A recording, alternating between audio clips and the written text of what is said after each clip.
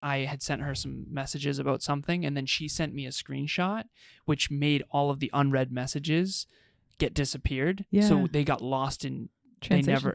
And then days later, I would find out that she never read any of my messages, and I had a real moment with that. And I said, sweetheart, I need to know that when I'm texting you, we live together, we work together, we have business together.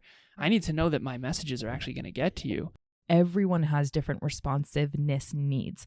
However, all human beings have a deep, deep, deep craving to know and a need to know that their messages or their bids for connections, wanting to talk to someone, to their partner, that is a fundamental need in a relationship. Conscious couples, business partners, and singles committed to attracting their dream partner. Welcome to the Conscious Couples podcast, where we share our life, love story, and combined relationship expertise to help you create and consistently cultivate the most magnificent, intimate relationship possible. Never again will you feel hopeless and alone in your intimate relationship challenges. Having accumulated thousands of hours coaching conscious couples and individuals all over the world, as well as starting and growing a global business together, Alan and I are here to guide you in all things relationships. Thank you again for tuning into the one place where it's not about you or me, it's about the we. Conscious couples and individuals, welcome back to the one and only Conscious Couples podcast. Today we have episode number 164, What Can't You talk to your partner about. Today is going to be about psychological safety. Before we jump into this episode, I want to give a huge shout out and thank you to Next Level Podcast Solutions for producing this show and so many others. I found out we started tracking this. We work with 105 podcasters and business owners over at Next Level University, and Next Level Podcast Solutions produces over 58 podcasts. So good on you. That's awesome. Thank you, including Evolve Ventures and the Conscious Couples podcast. Okay, so we eat our own cooking here. If you are a podcaster who wants to start, grow, scale, or monetize your podcast, please reach out to myself or my business partner, Kevin, ASAP Rocky. As always, my love, ladies first. My intention for this episode is to help our listeners understand why the heck is it that they are turning towards their gal friends or to family members or even their coworkers instead of turning towards and being able to speak with their partner when things go wrong, when things go off? Why is it that you don't feel like you can talk to your partner? And I hope, this is my hope, that by the end of this episode, all of our listeners will feel a little bit more capable of understanding, at the very least, why it isn't the way they don't feel like they can turn towards their partner or talk to their partner, and what they can do about that when it comes to their relationship. So really where this episode came from, you and I were on a walk earlier today, beautiful sunshine. Alan and I are soaking up the sun, and I was sharing with him a moment that happened on a call with a client that I had, which actually happens quite often. Now, this individual, she had, and this was a long time ago, but what actually had happened was this individual had a miscarriage. And, you know, for anyone that goes through something like that, the last thing that you want on your list of things that you want in a moment like that is to not feel like you can actually talk to your partner. So not only did she not feel like she was capable of talking to him about the miscarriage, about that whole traumatic experience, but when she finally had the courage and mustered up the courage to do so, which happened to be like a week later, he actually started blaming her for smoking cigarettes. And that's what contributed to the miscarriage. And hearing that, sitting in the seat that I had, talk about trying to just hold your breath before anything happens. Because what ultimately ended up conspiring that I want to share with all of us is what is so easily capable of happening when we don't feel psychologically safe. She and her partner, they ended up, from that moment, they grew apart. They grew apart because she couldn't talk to him. And not only could she not talk to him, but when she did, he blamed her. So what did she do? She turned towards other people. She talked towards coworkers, towards friends, towards other people about what was happening in her world, what was happening in their relationship. And before you knew it, they continued to grow apart such that they actually broke up and went their total separate ways. And to this day, both people have not worked through that traumatic event. Both people have not been able to really heal from that moment. And so the question begs, why not? why don't we, whether it is a miscarriage or whether it is an argument or whether it is something else, even just an exciting moment in a relationship, why don't you feel like you can talk to your partner about it? What is that? So the concept here is psychological safety. I also want to clarify something, sweetheart. So you had said that this happens a lot. What you meant is clients struggle to talk to their partners about vulnerable things. You didn't mean that miscarriages happen a lot. I don't know the stats on that, but thank you for that clarification. That is exactly what I meant when I said what I said. What Emilia meant was essentially that a lot of times with our clients, we find out that they're willing to talk to us about things that they're not willing to talk to their partner about. Yeah. Right? Yep. And that makes us very sad. We're also very honored for sure to create that safe space. I remember there was one time I was talking to Kevin about something in you and I's relationship, and I caught myself, and I was like, I haven't talked to Emilia about this, because Emilia is my safest space. She's the one I go to with everything. And when I was talking to Kevin instead of you, I immediately caught it, and I was, I need to go talk to Emilia about this ASAP. Right. And I did right after that. Right. But why? It's because it was an indicator that either I have done something in our relationship during that time period, or you had perceived it as that when you did talk to me, it wouldn't have included 3 elements that essentially qualify psychological safety. So these 3 elements we find, if you have these 3 elements in your relationship, you have psychological safety. And again, it's a spectrum, right? So think about a 0 to 10 on this, or again, if you listen to our last episode, the green, yellow, red growth Skittles, right? Yeah. So anyone out there watching or listening, think about your relationship right now, just in your own head. No one else is going to hear this. Is it green in terms of psychological safety, which means it's unbelievably psychologically safe? You can go to your partner with almost anything that you're going through or growing through. Mm-hmm. Is it yellow, meaning sometimes not, or is it red? Yeah. Even that measurement alone already makes this episode just really important. So big. I'm glad that you did that, because now let's share with what those 3 elements are. And I am going to encourage our listeners to do the same thing. Green, yellow, with red. Each element. Growth Skittle. Yep. With each element. So the first one is, do you feel as though you are going to be responded to? So this element of responsiveness. If you have psychological safety, your partner is going to be responsive to you. So what does that actually look like in real time? So let's say something happens at work, or something happens in your family, or whatever, right? Something happens where it has an emotional impact on you, whether it be a quote unquote positive and exciting emotional impact, or a low and depressing experience. Are you going to turn or try to talk to your partner and they're going to respond to you? So you're in a meeting, right? Something, let's say, not so fun happens. You all of a sudden get laid off. Is the first person that you're going to text your partner.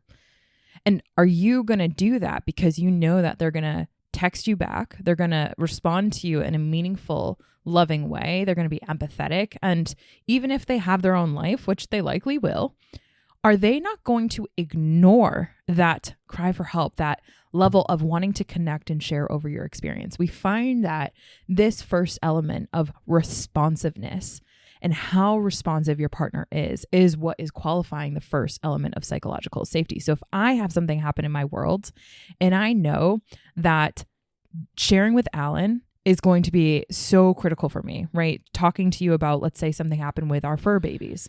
Do I know that you're going to pick up the call? Or if you don't, do I know that after you see my call, you're not just going to ignore it. You're going to, hey, babe, what's going on? What's up? So we have a story for this. In the past, Emilia and I would send each other things. And for whatever reason, we both have iPhones. For anyone with an iPhone out there, you'll recognize this. When you send a screenshot, it reads all the previous messages beforehand. And Emilia and I, in the past, I had sent her some messages about something, and then she sent me a screenshot, which made all of the unread messages get disappeared. Yeah. So they got lost in translation. And then days later, I would find out that she never read any of my messages. And I had a real moment with that. And I said, sweetheart, I need to know that when I'm texting you, we live together, we work together, we have business together. I need to know that my messages are actually going to get to you. So that created unconscious psychological unsafety, right? Of I don't have certainty that you actually are going to hear and see my messages. So we had A responsiveness issue there. Mm-hmm. And I think that's a really good example. Yeah, I didn't realize that was actually creating psychological lack of safety, but it was creating lack of certainty. Like, right. I don't say things for no reason. I need to be on a team with you. And it's like, imagine you're in a squadron, and you and I watched a movie recently where it was with Navy SEALs, and imagine that the headphones out and you can't get in contact with each other. How are you supposed to work as a team? So responsiveness is everything. Yeah, and important. It's the critical element of like, do you know that your partner is not going to ignore you? That's the level of responsiveness. And again, because everything is a spectrum in this, how responsive is your partner is another question to frame that. Again, green, yellow, or red. Okay. Now, to extend this outside of just intimate couples too, I'm thinking of this as a CEO. Yeah. It's very hard for me to get back to people right away when I have so many emails and so many messages and so many WhatsApp messages and DMs. Yes. And I do realize, whether we like it or not, when you do ignore a message, mark it as unread, and take weeks to respond, it does create negative bids. It creates a negative emotion, and it creates a lack of responsiveness and therefore a lack of psychological safety. So I need to be aware of that as a CEO. And one of the hardest things I want to share as well is, how do you create psychological safety with your team while also holding high standards? Oh, yeah. And that's something that's really difficult, because people will go to Kevin with something and not me because I'm more intimidating, apparently. But because they probably also understand that you're less responsive, and we'll get that, And so one of the things that I've done with clients is like, I might not be able to respond to this right now, but I see your messages, I hear you, and I'm excited to get back. That's a reassuring message that you're not going to ignore their message, right? So unconsciously, intimate relationships, that reassurance is so critical for creating that first element of psychological safety. It's a fundamental pillar of relationships, and whether that be intimate or whether that be team or what have you, that is absolutely critical. So again, back to the listener, rate or give, what color Skittle would you give this in your partner, right? Or in your partnership? Is it a green? Is it a yellow? Or is it red? And Emilia you and I have decided to make sure that we're very responsive to each other. Yeah. And I always told Emilia that you'll be number one in terms of a person. Yeah. And I answer your texts and your WhatsApp messages more than everyone else's. Right. I just do. Yeah. And I know that is one of the reasons why we have psychological safety in our relationship. For sure. I've actually had to consciously come up on that, because I inherently, and if you are a friend, if you're a family member, if you are a partner of mine, like if within my orbit, like I am such a person who loves to get into the flow of things. And so I've found that devices tend to distract from that, or if I had to be always on call, quote unquote, with responding to messages and whatnot. And so this virtual world of increasing messages has become a really proactive challenge for me to be very vulnerable and honest, because of the fact that I actually consciously know the implications of me not returning a message right away. Yeah. And kind of going with that inner civil war that happens. And I find, actually, I was talking to clients earlier this week, and it's a couple who, one of the partners actually has time blindness. So that is very common in ADHD. And so time blindness, you lose track of time. So when you lose track of time, you're likely not going towards your devices and remembering to check this and that. And so that can be really frustrating for someone who's on the direct opposite end, who is always checking their messages, who's hyper responsive and expects that unconsciously of other people. And so, I can understand how this really does impact, especially if we start to layer in some of the complexities here. But I'll leave it at that. And again, green, yellow, red. How responsive is your partner? And everyone has different responsiveness needs. However, all human beings have a deep, deep, deep craving to know, and a need to know that their messages or their bids for connections, wanting to talk to someone, to their partner, that is a fundamental need in a relationship. Okay. So second element, when something happens. So like, again, earlier I mentioned this client who went through a miscarriage, right? When things happen to us, how we process and integrate those experiences are so beautifully done through talking with someone else, right? When we have a experience, we want to share it. When things really hit the fan, shit really hits the fan, you want to share that with someone, right? Now this client that had a miscarriage, right? The first thing that happens in an event like that is our nervous system gets dysregulated. And so in real time, what happens, the second pillar, the second element of psychological safety is craving co-regulation, i.e. my central nervous system that's dysregulated. So freaking out, right? You kind of lose your shit, you're in shock, whatever it is for what happened. So in practicality, this would be a hug, or even hands, just a conversation, because that's why conversations are so powerful. Yep. When things happen, you want to talk to your partner, because in real time, right, you're co-regulating central nervous system back and forth just by a dialogue. Because let's say, for example, oh my God, I just had a miscarriage. I'm freaking out. Like, what does this mean? Like, am I okay? Like, what does this mean is what our brain is going through. And that's activating our fight, flight, freeze, fawn system. So by talking to you, you might have a regulated nervous system and extend your nervous system my way to be able to calm myself and get myself out of that stress response. Yeah. Well, one of the key ways that we cope with challenges is through conversation. Yeah. Through meaningful conversation. Verbal ventilation. Yeah. Is what it's called. I used to say the suppression of self-expression leads to depression. Facts. Or eventual explosion. So don't let the volcano take the island. Let it ooze out and cry. That's vulnerability. Mm-hmm. So, sweetheart, in the past, and I think girls are more known for this than men, but I think men are coming up on this. Women used to always have girlfriends that they could call, that they could trust whenever they have things going on. Mm-hmm. Okay. So in the past, when you were in high school and you had a challenge with a boyfriend, you'd call a girlfriend and talk about it. Right. Yeah, for sure. That's co-regulation. Co-regulation right there and then. And what's really cool is that, again, it is coming up for men, because if men aren't taught to turn towards each other and or that it is okay and actually really healthy in their own worlds to be able to talk to their partner when they're struggling or when something happens, if that's not seen as a valuable thing, men will suppress and men will go through their struggles alone. And so they actually won't get the co-regulation that they need. And this isn't just a male thing, but the tendency has been, yes, females are conditioned to ensure that they talk about things when it comes to an event like this. And friendships are so popular with females because of the fact that it is encouraged and celebrated when you're struggling, just because of the fact that you can lean on your support system with no shame, no blame. Hey everyone, this is Alicia Romanowicz. I wanted to take a second and give a shout out to Alan and Emilia.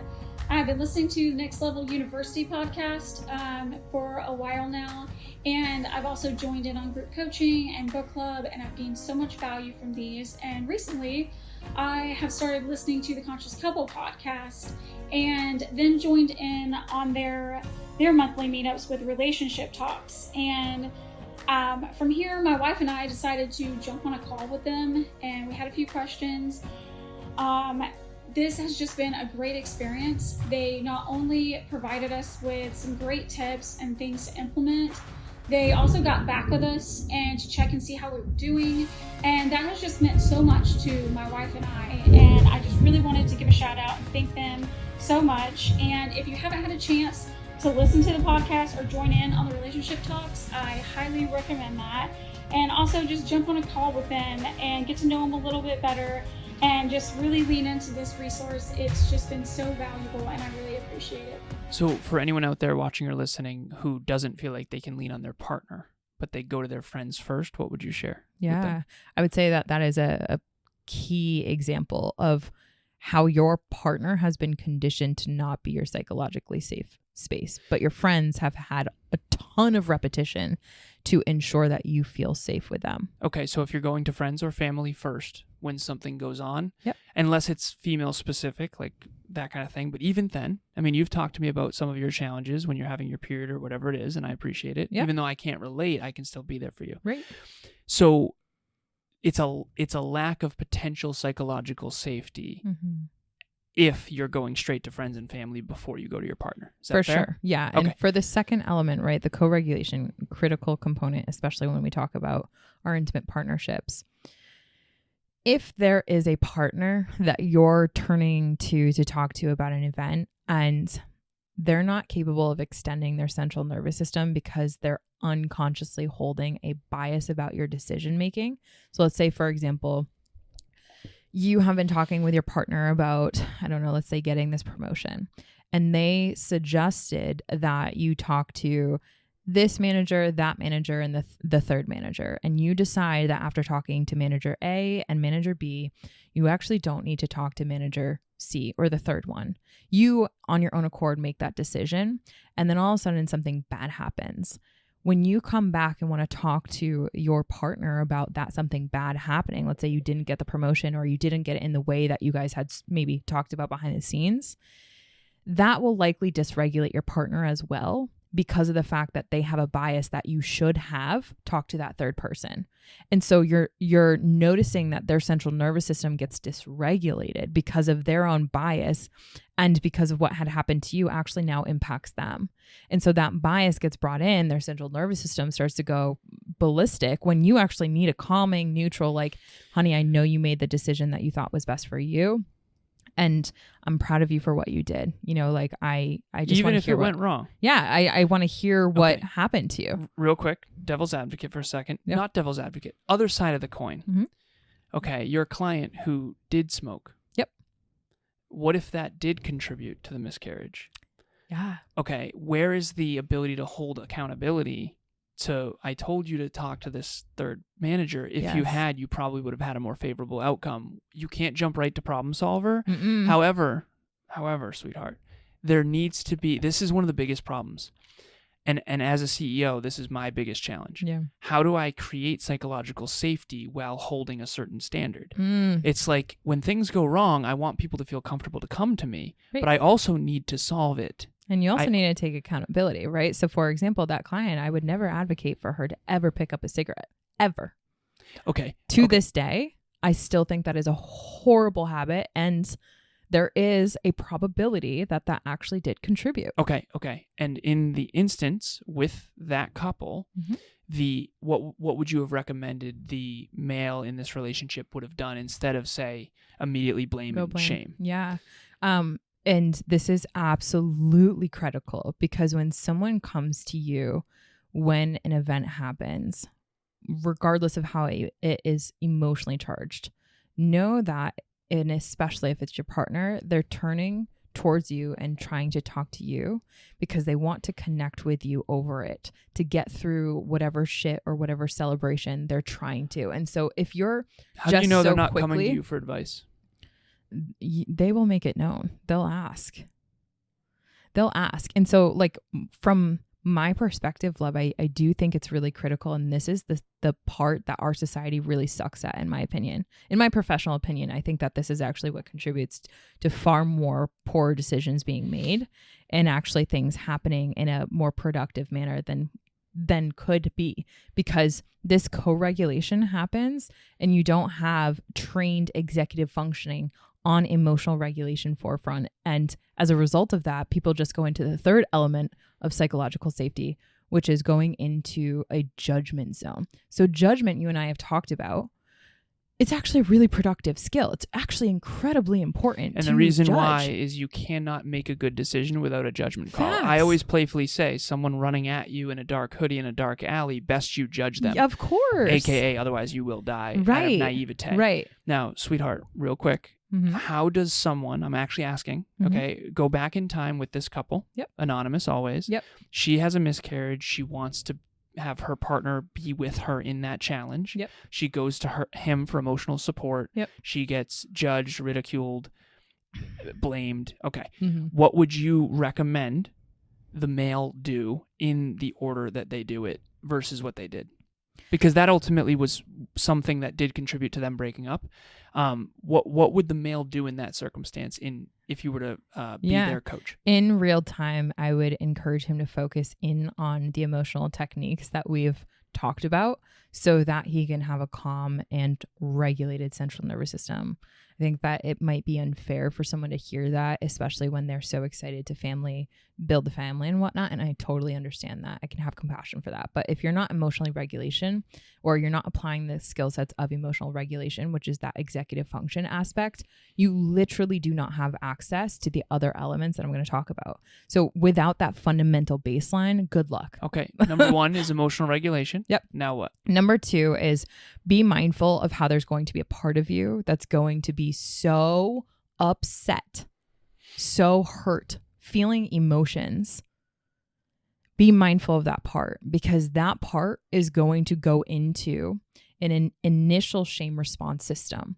So the shame response system is a conditioned pattern on, because you feel that emotion of hurt or sadness, you will either go to blame the other person, blame yourself for the situation, you will go into a defensiveness, or you'll go into a withdrawal. And how you go into that shame response system impacts whether or not this experience as a couple is going to help you grow together and trauma bond you in a powerful way that is constructive, where you can grow from this, or it will trauma bond you in a way that has shame and ridicule at the center point, as opposed to compassion, as opposed to so many beautiful elements that actually could help you grow. Okay. You will spiral down. So that's the second element. Let's presuppose he self-regulated and he knew that he was going to be shame triggered. Yeah. And he acts constructively instead and just sits in that space and is there for her. Okay. Yeah. Now what? Whoa. Okay. So from that aspect, this is where the skill set of being able to validate what your partner is experiencing comes so powerfully, because validating what how does one do that? For example, babe, this sucks so bad. I'm so sorry this happened, and I am so upset that our child isn't with us anymore. And your experience is valid, and just being there in there. I don't know how to explain that, because it's so human and fundamental to me. It's like validating someone's experience. Okay. Acknowledges what their emotional state is, being there with them in that, and not trying to pull them out of that. 100%. I think that third element, because people want to go into problem solver because that feels more natural, right? And that's where the judgment starts to come in of like, well, maybe you shouldn't have done this. Agreed. And it's like, that doesn't allow compassion to flow, which is going to seal this traumatic experience or this constructive moment that could be into something that is actually constructive and growth oriented. 100%. Okay. So you sat in there, validate, feel it together. Okay. Is there ever a time where the smoking gets brought up? Yeah, absolutely. Okay. But after. Okay. Not after. in that situation, for sure. Okay, so not in that conversation. No. Okay, so then let's say it's a week later, then Yeah. he says, hey, by the way, before we try again, Yeah, can we have a conversation? can we have a conversation about what happened last time? In order to mitigate a potential miscarriage, I think we can work on this, this, and this. Yeah, that's what an emotionally mature human being would do. Awesome. But again, we don't have psychologically safe relationships because most people are not emotionally intelligent, and sure as hell aren't emotionally mature, and are not working on their skill sets of how can the we benefit. It's more so focused on me, 100%. Which is coming from a wounded inner child place. Of course. Okay, so the point of this podcast, to bring it back, love, is to help you flourish in your intimate relationship. So what I'm trying to do, honey, is take your genius zone and all of the stuff that you know and make it practical and relatable, so that, number one, now everyone has a good idea of why we hurt each other so much. Oh, yeah. Because there is merit to, hey, the smoking probably contributed to that. But that's not the time nor the place. Definitely and not. there's a lot of other steps that need to be happening beforehand. Sure. Okay. But think about how complex that all was just from that one situation. Right. So for our listeners and for our viewers, think about how easy it is to unintentionally destroy your relationship. Yeah. This man, what are the chances that he understood how to do all those steps and was good at them? Zero. Okay. Zero. And here's again, it's like, just because you guys both arrived, right, doesn't mean you need to unpack your luggage of all the other stuff. And that's what ends up actually happening. People have a laundry list of things that they start to tack on in a moment where your partner tries to talk to you about something. And then our parts just get so triggered that then they feel judged. And here's the thing, if they feel judged, that there's shame present, and trying to work through a productive conversation while shame's present. Shame literally is at the identity level of, not only did behaviors result in us having a negative impact that I'm trying to connect with you over, but now I'm a horrible human because of it.